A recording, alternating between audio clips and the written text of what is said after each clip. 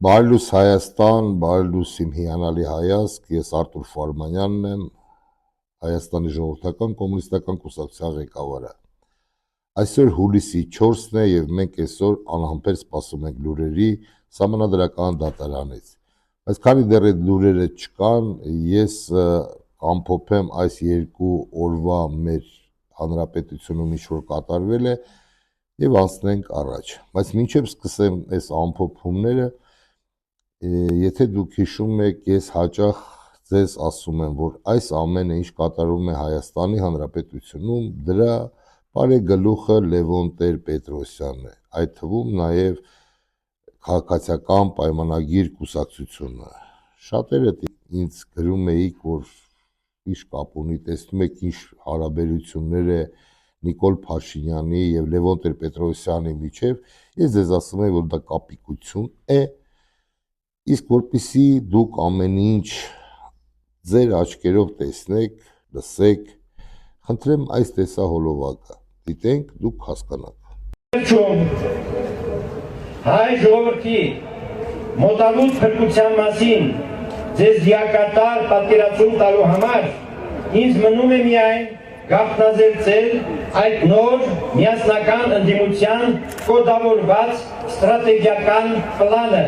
Խնդրում եմ շատ ուշադիր լինել, ամեն բառի տակ կոդ կա։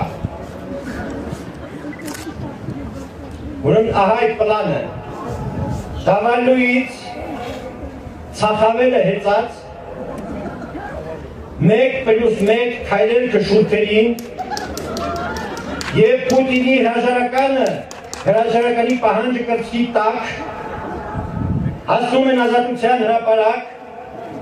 ինքնահռչակվում որպես նոր բևեռ եւ ստորագրում քաղաքացիական պայմանագիրը եւ շարժվելով դեպի Բաղրամյան 26 կյանքի կոչում 100-ամյակը առանց ռեժիմի կարգախոսը։ Սա Բերլինի գրավումից ավելի հանճարեղ պլան է։ Կարծում եմ հասկացողը հասկացավ, չհասկացողների կողքինները կբացատրեն եւ բոլոր չհասկացողները դաշնտով այդ հաղթական երթը նաեւ իրենց աչքով կտեսնեն։ Ես անկեղծորեն ցանկանում եմ, որ բաբելոնյան աշտարակի այդ նոր շինարարները վերջապես մեկտեղվեն։ Տեսակ ինքներդ ամեն ինչ Բերլինյան օպերացիան հետ եւ այլն, մեկնաբանեք ինքներդ, վերլուծեք ինքներդ, մենք դա գիտենք վաղուց։ Հիմա ինչ է կատարվում այսօր Հայաստանի Հանրապետություն։ Ալեն շոուն շարունակվում է, Ալեն շոուն ազգային ժողովում մաչիկներ, հաջողություններ, մեկը մեկին շնորհակալություններ եւ այլն, եւ Ալեն Սիմոնյանն ասեց հետեւյալը. ես կես քայլ լինելու եմ Նիկոլ Փաշինյանի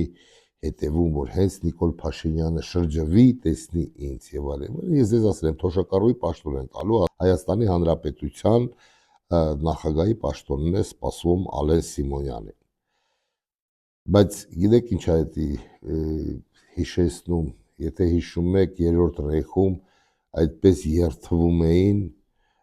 բոլորը նացիստները Ադոլֆ Հիտլերին, բայց հենց եկավ պահը, մենակ չկարողացավ պլստար փախներ Գեբելսը, այն է ինչի համար, քանի որ Մագդա Գեբելսը շատ էր սիրում ֆյուրերին եւ ինքը իրեն երեխաներին թույնեց, այնուհետեւ իրենք իրեն սպանեցին։ Մնացածը սաղ պլստացին, ընկան սրա նրա ձեռը, վերջում կեսը իրենք իրենց թույնեցին, կեսին գնդակահարեցին։ Ինչ որից է, բայց նրանք կերպար էին, սրանց հետ անհամեմատել է, ուղղակի այդ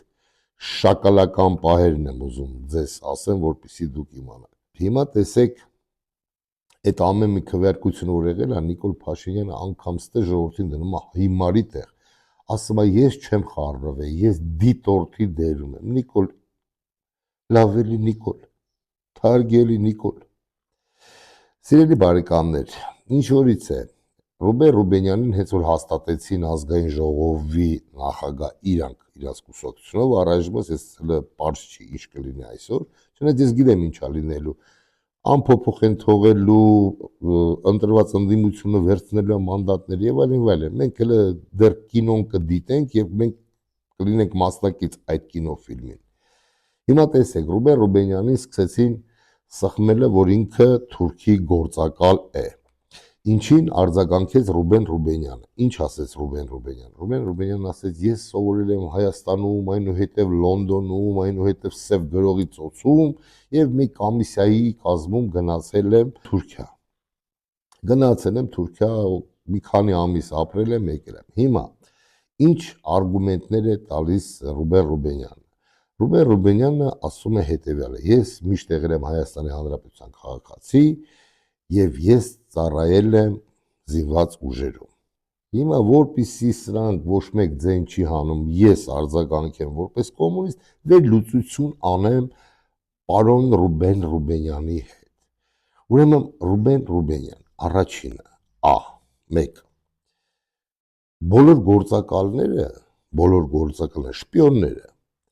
նրանք լինում են այդ երկրի քաղաքացի, ոչ մեկ երկքաղաքացիություն չի ունենում։ Եվ յուրաքանչյուր գործակալ ունենում է հիանալի լեգենդ։ Դա 2. Երրորդը, աշխատում են հատուկ ծառայությունները, որ այդ իրենց ագենտը պարտադիր ծառայի զինված ուժերում, դա 3, որ 3-ն է դուք ասել եք։ Հիմա Լոնդոնը, անգլոսաքսերը ձեզ այնտեղ պատրաստել են եւ վերլուծություն եմ անում։ Եվ դուք տանում եք Թուրքիայի գիծը։ Բացի դրանից, Ռուբեն Ռուբենյան, ուրեմն ուշադիր լսեք, բոլոր հարցերը, ինչը կապված է Թուրքիայի հետ, դուք այդ թեմայի մեջ կաք։ Այնց որ այստեղ խոսալը ավելնորդ է, որ դուք Թուրքիայի գործակալ եք եւ ամեն ինչ փաստերը բերում են դրան, ես դրանում համոզված եմ։ Իսկ որպեսի օրինակ ձեզ լինի,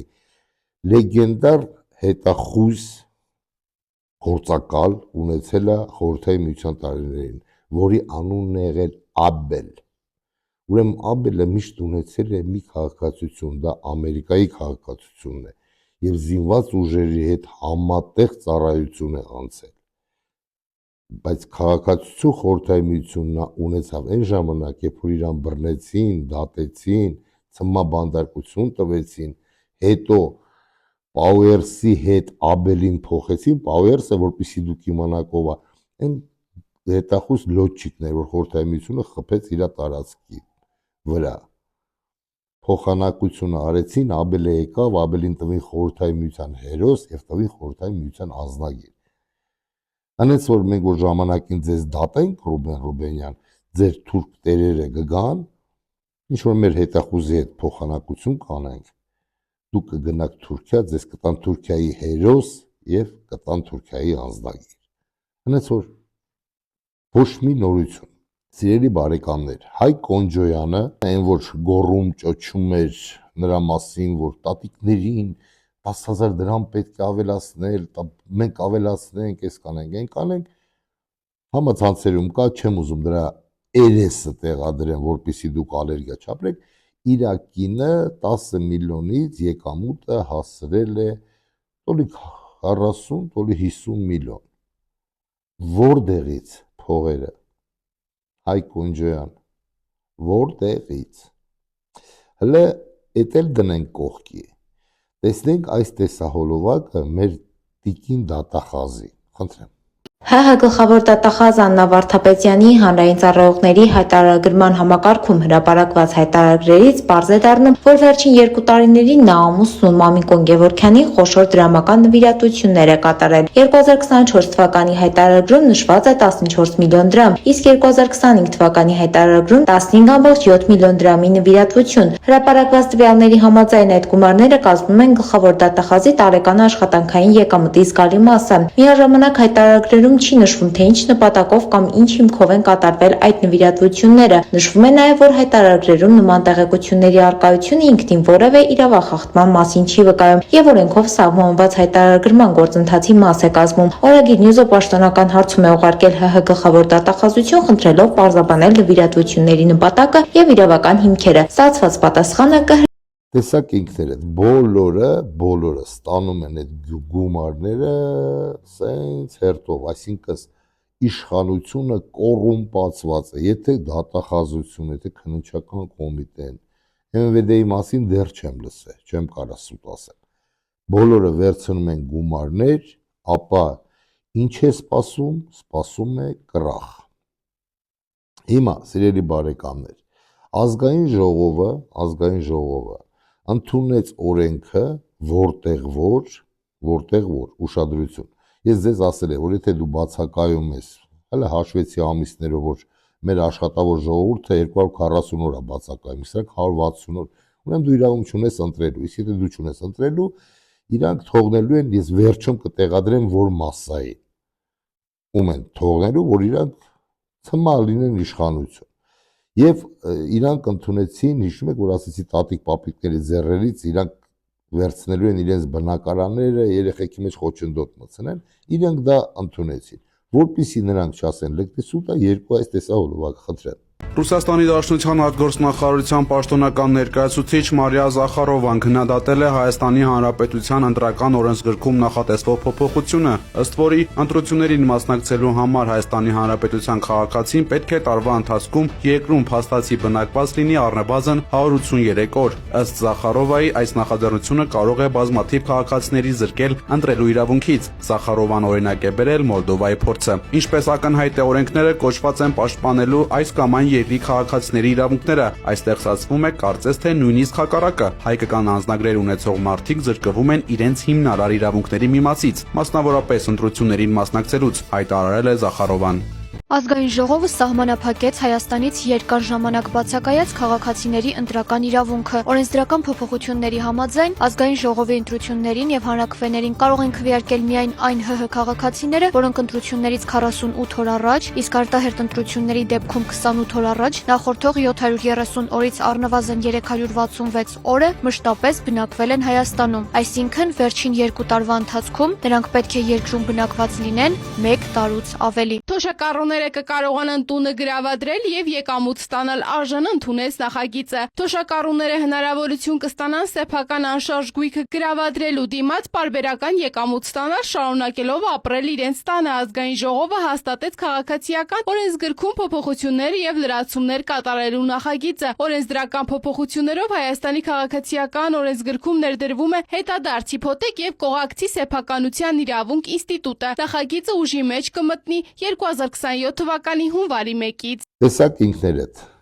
ընտրելու իրավունք չես ունենալու Հայաստանի Հանրապետության սիրելի քաղաքացի,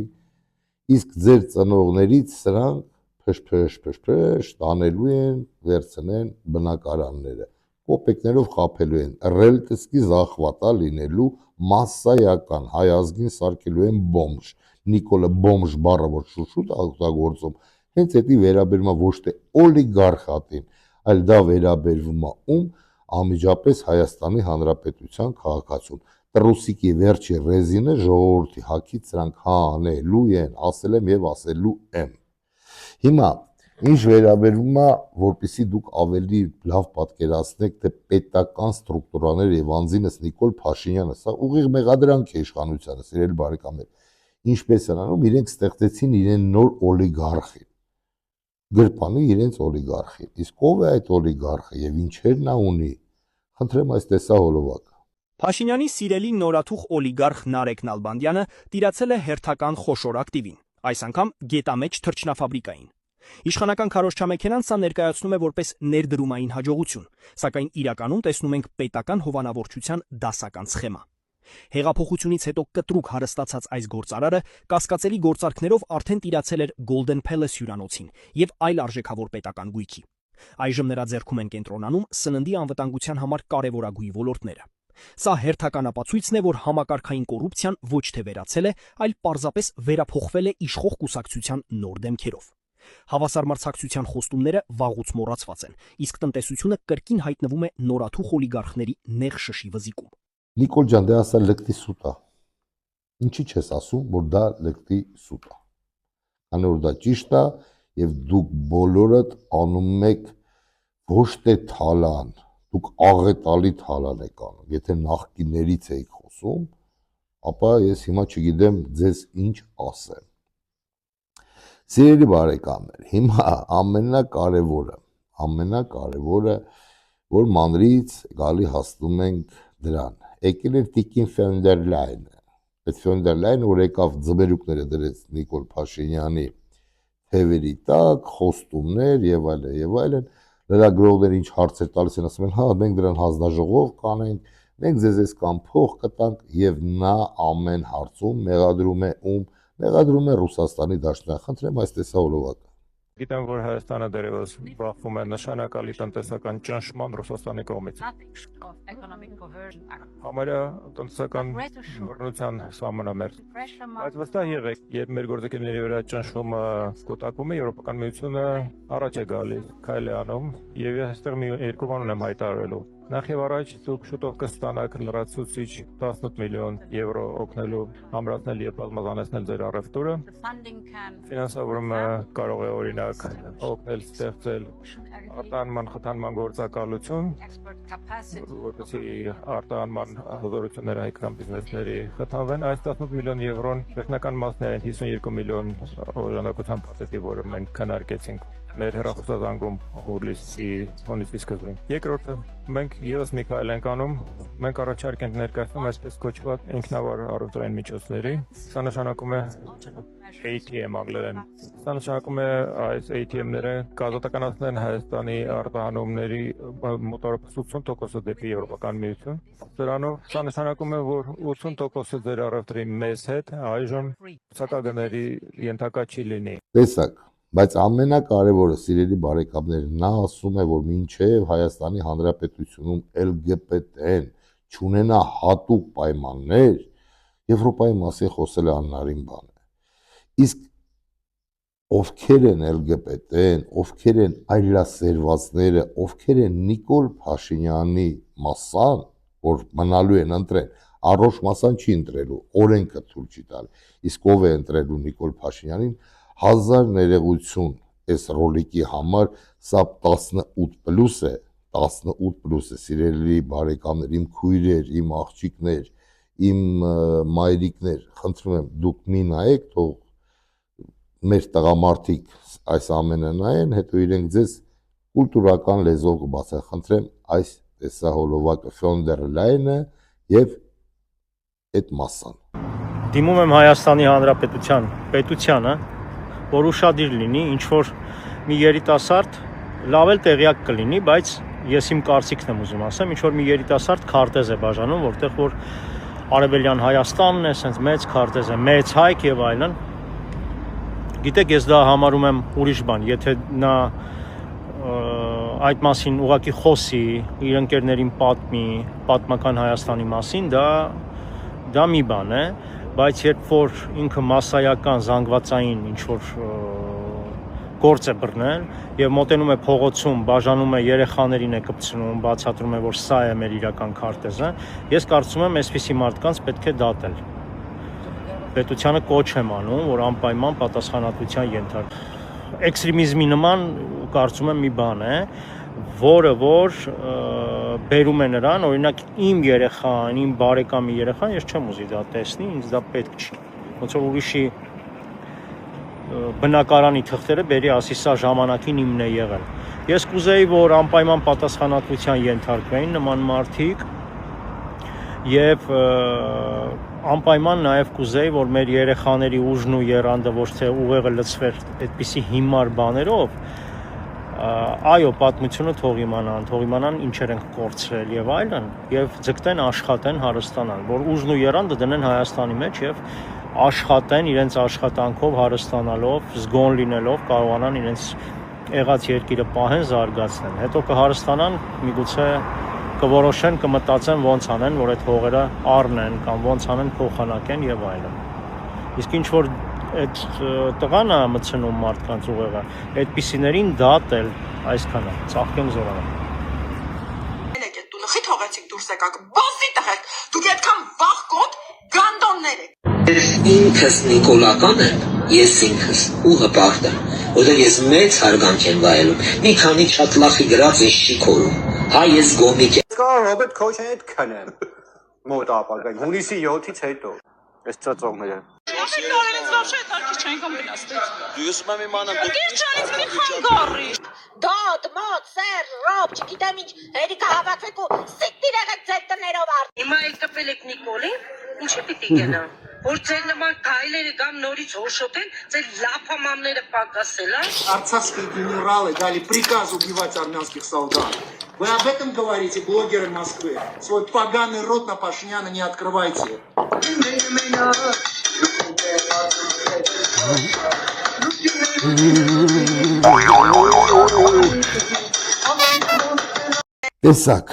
Տեսակ ինքներդ Ֆոնդեր Լայնը ինչ է անում։ Տեսակ ինչ են անում, ուր են տանում սրանք Հայաստանը։ Ես չգիտեմ։ Այս ռեժիմը մտածել է սուտ ասելու նոր ձև։ Այդ նոր ձևը, ինչպես արդեն անցյալում քննարկել էինք, դա կամած սուտ ասելն է։ Ես այդ համեմատությունը դե շատերն են այդ համեմատությունը բերում, որ գորտին կամած են էփում, որ նա չհասկանա, որ իրան էփում են ու դուրս չթռնի։ Ջուրը կամած տաքացնում են եւ նա էփում է։ Մեր ամբողջ ազգին էփում են 18 թվից, ասել եմ դրա մասին, 8 տարի մեզ էփում են։ Սրանք ոնց են սուտ ասում եւ հանձնում։ Կամած, միանգամից ճշմարտությունը չեն ասում։ Հիշեք, թե ինչ էին ասում Ղարաբաղի մասին։ Արդեն հանձնել էին։ Ասում են մի քիչ նշաձողը իջեցրեք։ Հետո գնացին Պրահա, մեր Շարլ Ազնավուր երկող պրեզիդենտ Մակրոնի օգնությամբ հանձնեցին Ղարաբաղը եւ հետո իրենց հարցնում էին. դուք հանձնել եք Արցախը, հանձնել եք թե չէ։ Չէ, այդպիսի բան չի եղել, ով է ասել։ Եվ մի քանի օր թե շաբաթ անցավ, ասենք թե հանձնել ենք, հետո ինչ։ Եվ սկսեցին խաբել մարդկանց, որ մենք դրա փոխարեն մենք կպահպանենք Հայաստանի տարածքը, այն Հայաստանը, որը մնում է, այդ որ վազվզում են այդ քարտեզներով կախած, դա կմնա։ Իրենց հարցնում էին Զանգեզուրի միջանցք տրամադրելու, ինչ Զանգեզուրի միջանցք։ Մի խոսեք Զանգեզուրի միջանցքի մասին, այդպիսի բան չի լինի։ Այդ միջանցք բառը մի ասեք, մենք ասել ենք 1000 անգամ, չի լինի որևէ միջանցք։ Անցնում է ժամանակ, մենք որոշում ենք գտել։ Տալու ենք մասնավոր ընկերության։ Նայեք ինչ են ասում։ Մասնավոր ընկերության։ Այսինքն մենք զգում ենք, բոլորս զգում ենք, որ մեզ խաբում են, հեսա էլի ինչ որ փաստի առաջ են կանգնելու։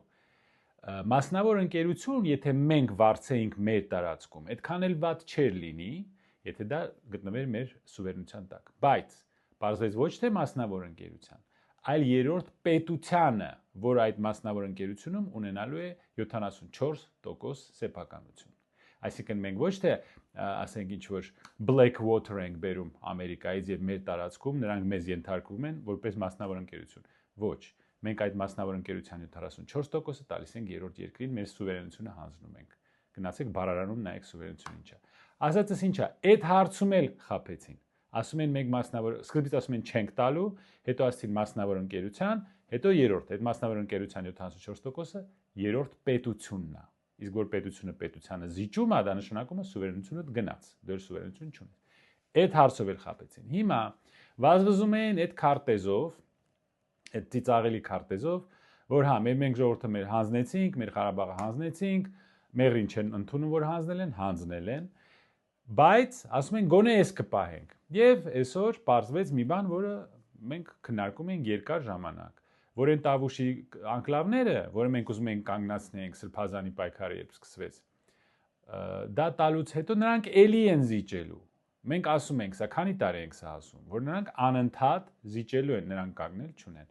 Այսօր նա ընդունեց։ Դրանից առաջ էլ իր խմբի անդամները ասում էին. մենք դեռ տարածքներ ունենք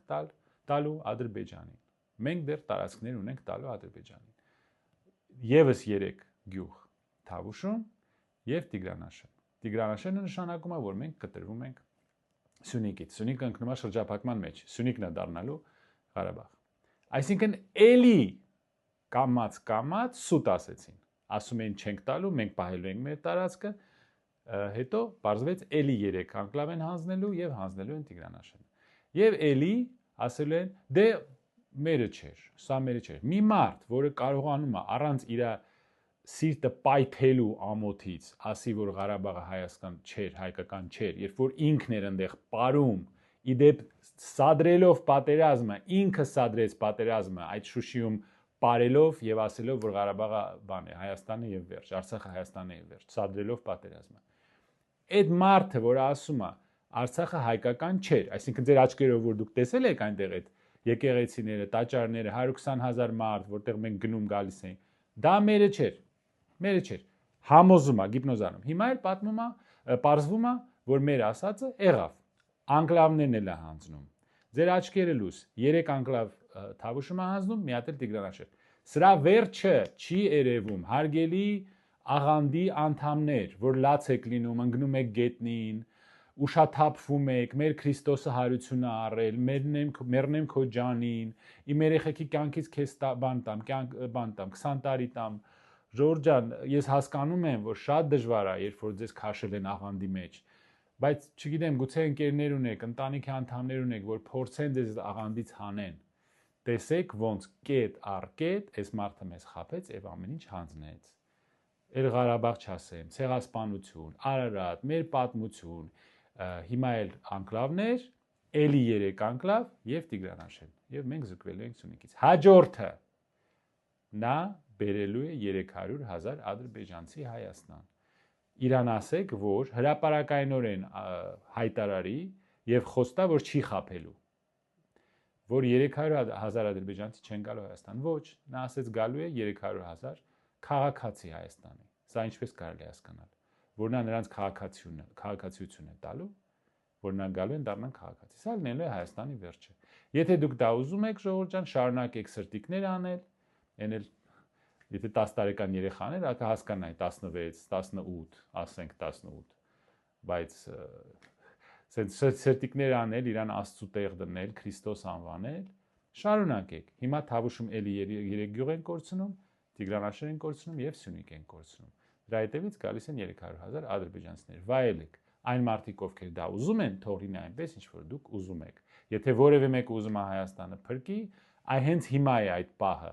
որ ընտրություններից առաջ բոլորը գնաք ձեր ձայները տակ, չնայած սրանք իհարկե կեղծելու են, բայց ամեն ինչ անեք, որ նրանք չկարողանան կեղծել եւ վերընտրվեն։ Սրանք վերընտրվեցին, Հայաստան չի լինելու։ Знаете, какая это страна? Нет, не Пакистан, нет, не Афганистан. Это та страна, которая 3 раза предала христианство и приняла ислам. Да, это ваша любимая Грузия. Так что теперь понятно, почему любители Батума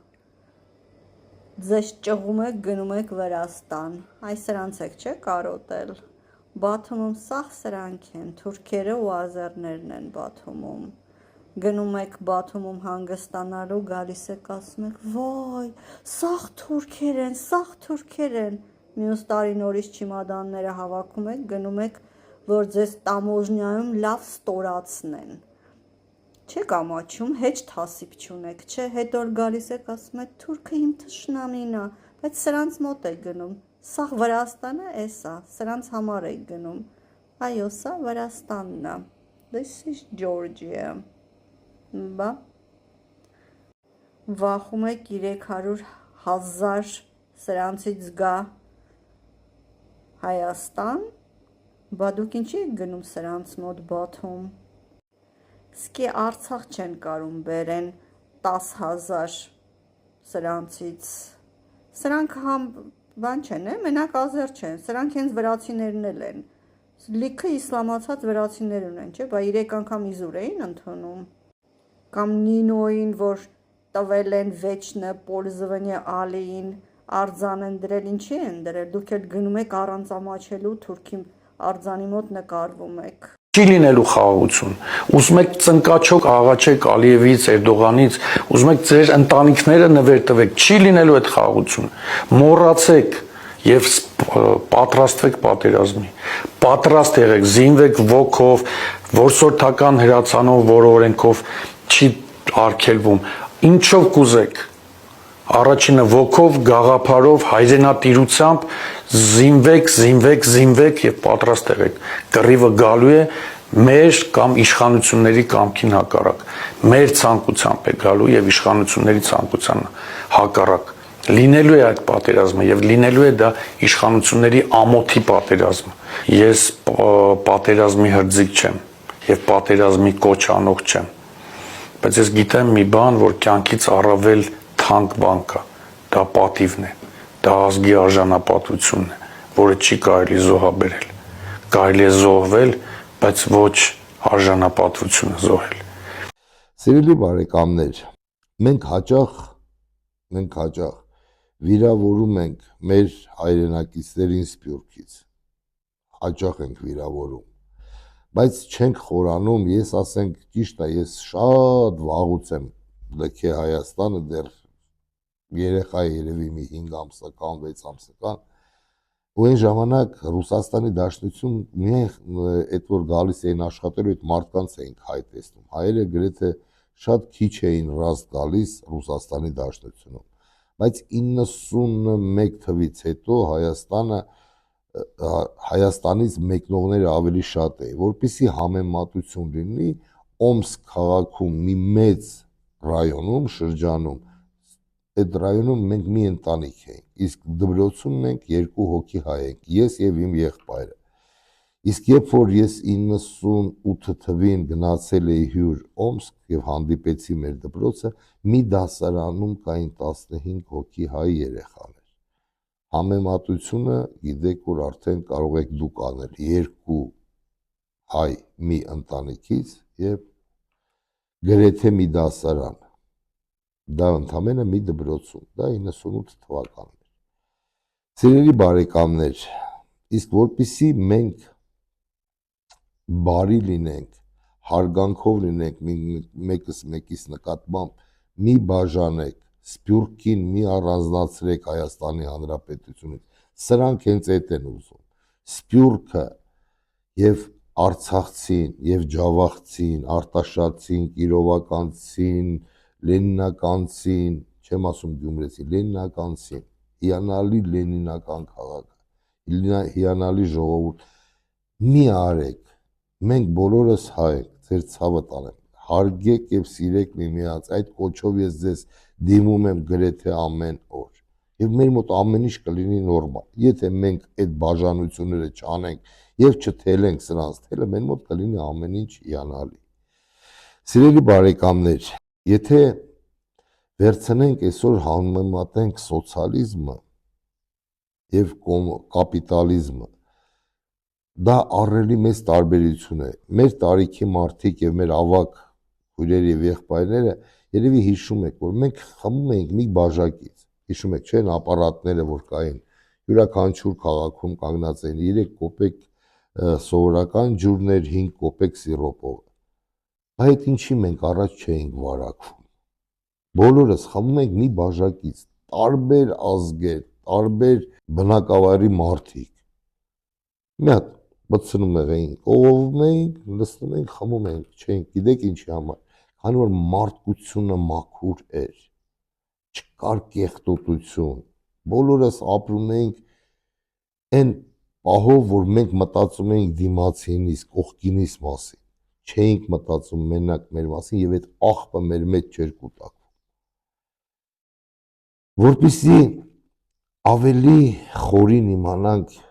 ինչ վերաբերմունք եղել ժողովրդին սոցիալիզմը ժամանակ եւ կապիտալիզմի ժամանակ, խնդրում եմ տեսնենք այս տեսահոլովակը։ Социализм — это фигня, а вот капитализм — это сила. Ну что ж, на днях в Венесуэле произошло ужасное землетрясение, оно было 7 баллов. Разрушены десятки зданий, пострадали все, кроме одного микрорайона. А знаете, почему этот микрорайон был не тронут? Потому что его строили белорусы в 2012 году. И там не то, что никаких разрушений, там ни единой трещины. И тут никакой магии. Всего-то советская инженерная строительная школа, которую руками батьки сохранило белорусское государственное предприятие «Беларус зарубеж строй». И первое — это фундамент. Дело в том, что в Советском Союзе было принято под сейсмической зоной делать другой фундамент, углублять его минимум на треть высоты зданий. Но при капитализме такого не делают, потому что это дорого, нам главное здание сейчас построить, а что там будет после нас, уже не наши проблемы. Это дорого и невыгодно. Второе — арматура. Толщина прутьев, шаг сетки, количество слоев. Все в Советском Союзе делалось с запасом под 8-бальные землетрясения. То есть это официально. Белорусские здания выдержали бы даже землетрясения намного сильнее. Но при капитализме это не нужно. Экономят на каждом килограмме килограмме металла. Зачем лишние расходы? И третье – это стены. В Советском Союзе были ГОСТы о том, что несущие стены должны на 30% быть толще, чем при оптимизированном капиталистическом строительстве. Это ведь перерасход бетона, и при капитализме такого допускать нельзя, а при социализме это стандарт. Да, невыгодно, да, атланты не заработают, но зато при землетрясениях города и дома будут целыми. Ну и четвертый пункт советских строек – это приемка. Ведь при социализме каждый этап проверяет государственная комиссия, а при капитализме прораб подписал, инспектор глянул, взяточку получил, все отлично. Вот и вся тайна. Разница между государственным и частным в том, что государственное, социалистическое, строит для того, чтобы дом стоял как можно дольше. Частная компания строит для того, чтобы продать, причем как можно дороже, а построить как можно дешевле. И вот при землетрясении и каким-нибудь взрывом эти две цели ведут к разным результатам. Венесуэла просто в очередной раз наглядно показала нам, каким и почему либо социализм, либо варварство. Տեսակ ինքներդ, եթե Հայաստանից Հանրապետությունում, այն ժամանակ խորհրդային Հայաստանում չլիներ աղետալի երկրաշարժը 12 բալանոց, ապա Հայաստանում չէին լինի զոհեր։ Ուղղակի ոչ ոք չէր մտածում, որ կարող է Պատեի Տաշյանի բալային սիստեմայով երկրաշարժ լինի Հայաստանի Հանրապետությունում։ 8 բալը դա մաքսիմալ բալն էր, որը նախատեսված էր ԳՈՍՏ-ով։ Վառ օրինակը Վենեսուելայում տեսեք ինչ է կատարվել։ Իսկ ինչով է տարբերվում սոցիալիզմը կապիտալիզմից, տեսակ ինքներդ։ Սիրելի բարեկամներ, այս վերջերս մի տեսահոլովակ եկավ, որը որ ուզում եմ ձեզ ներկայացնեմ, եւ շատ խորը իմաստ ունի այս տեսահոլովակը, որտեղ որ գայլերի ոմակը համեմատվում է մարդկության հետ։ Խնդրեմ այդ տեսահոլովակը։ Лучше родиться в волчьей семье, чем в человеческой. Просто подумайте об этом честно, без попыток оправдаться. У людей слабого топчут, да, именно так. А у волка стаи слабейшего ставят впереди не из жалости, а чтобы защитить. Старые добровольно идут первыми, принимая удар спереди, а молодые становятся сзади, закрывая их собой. У волка стаи защита всегда взаимная, потому что у них никто не бросает. А у нас, у людей первыми лезут те, кто рвется к власти, не потому что способны вести, а потому что жаждут внимания, статуса и громких аплодисментов. А у волка стаи те, кому нужна поддержка.